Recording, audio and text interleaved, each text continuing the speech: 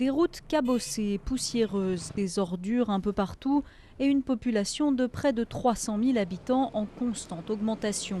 Djouba semble encore loin d'être prête à devenir la capitale du Sud-Soudan, mais pour ses habitants, la ville est partie de rien et la métamorphose urbaine en vue de l'indépendance du 9 juillet est en marche. Nous qui vivons ici, nous voyons vraiment Djouba évoluer. Il y a 2 ans, il n'y avait aucune route goudronnée. Il y a 2 ans, il n'y avait pas de bâtiments en dur. Depuis la fin de la guerre civile entre le Nord et le Sud en 2005, Djouba n'a cessé de s'agrandir. Elle est devenue une terre d'accueil pour de nombreux immigrés du Kenya, d'Éthiopie ou d'Ouganda, venus pour faire des affaires dans ce pays où tout reste à construire.